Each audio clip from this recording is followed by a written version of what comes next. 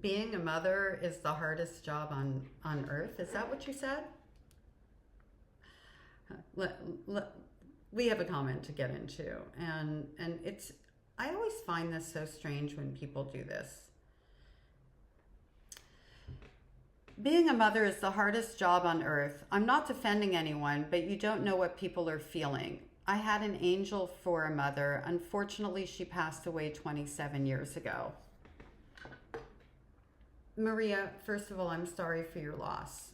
And second of all, I don't know why you feel that being a mother is the hardest job on earth, because I don't agree with you. I can't figure out why people even say that. I have 3 now adult children. These are my daughters.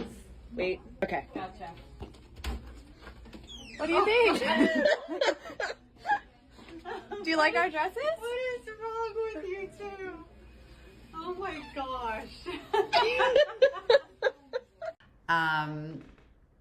And I think that being a mother is the most joyous job on earth. It has its ups and downs and its moments, and there's moments when we're like, God, you know, I just want to move to another country. Oh wait, I did that, but my kids are adults now. But you know, of course, if you're a mom that actually wants to be a healthy, loving, good mom, right? You're going to worry about the impact you have on your children and if you're getting things right and all of that. But to say it's a hard job, I just don't really connect to that at all. I don't even understand what you mean. Usually when people say something like that, it's because they're trying to give some sort of softening to when an abusive parent abuses their child. It goes along with, but your mother loves you kind of thing, even though she's having difficulty showing love in a better way. You know, it is actually you defending, whether you mean to or not, a parent who is hurting a child. Because, you know, you are on a platform, you are commenting on my platform, which is dedicated to the adult survivors of child abuse. And to say you don't know what somebody is thinking, well, yeah, that's true. But I do know what somebody is doing. And regardless of what was going through my mother's head, which was usually a plan of action to hurt me based on her behavior, I mean, you know, like I'm supposed to look at her intention behind, I don't know, dropping me out of a 2-story window. Well, that was to gain financially. You know, I'm supposed to look at her intention behind putting me in scalding hot baths, right? I'm supposed to wonder what she's thinking. Am I connecting any dots for you here in how your comment is kind of giving a softening by saying that she had the hardest job in the world? You know, the easiest job in the world, or the easiest thing in the world to do, is love your own child. That's effortless. Hating your child and perpetrating cruelty on your child, that takes a lot of work and a lot of planning, particularly if you had a parent that was a sociopath and a narcissist like mine.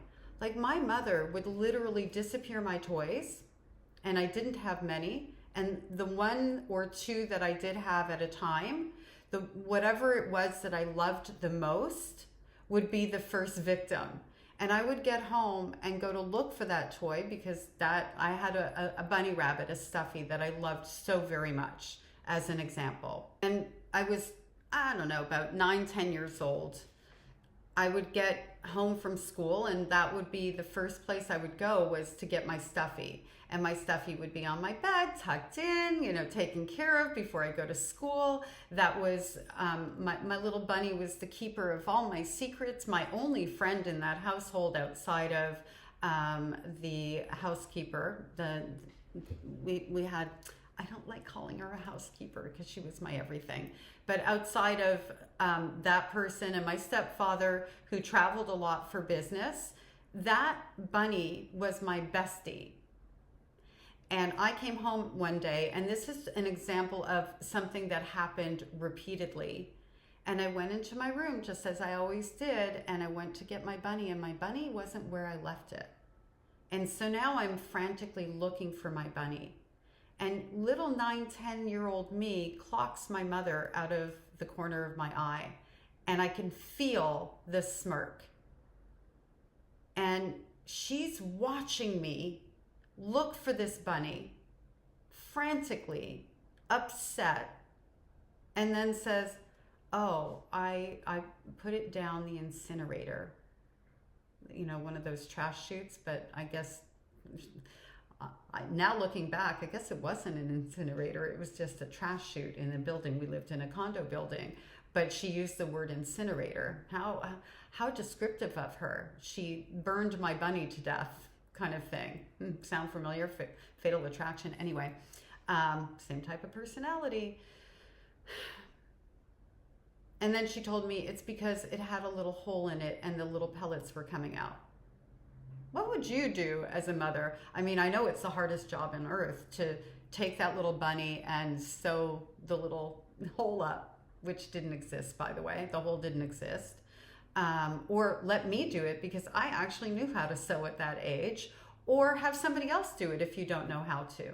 But that's what my mother would do. She would take anything that I loved and she would destroy it. That takes work, that takes planning, that takes effort. And I could give you a bazillion examples of my daily life and the way that she emotionally violated me. Dropping me out of a 2-story window did not hurt nearly as much as all the other things that she did. Having broken arms at the age of 5-6 years old when she did that to me, thank goodness I walked away. She literally tried to unalive me. That pales in comparison to all the other emotional damage. And she's the gift who keeps on giving, because you know what? I am very sorry for your loss of your mother, and I'm very happy for you that you had a good mom and one that you could grieve. I'm equally sad for me that I don't have a mom that I could have grieved. When she dies, I know I'll feel a sense of relief, even though she's not been in my life for over 30 years, a little blip 17 years in, but it was short-lived. I know I'll feel a sense of relief, and that's not what I want to feel. I want to feel a sense of grief, because that would mean I had a mom to grieve. This is not throwing shade on you or anything like that. It's just, I want to open up your eyes and your mind a little bit and tell you that words matter, and maybe create some, thought around how easy it is to just be a loving, healthy human being. Well, healthy might be a little harder, because it took me a long time to get to a place where I feel like I'm on really solid ground. And that's because of my mother and my narcissistic family system that I came from.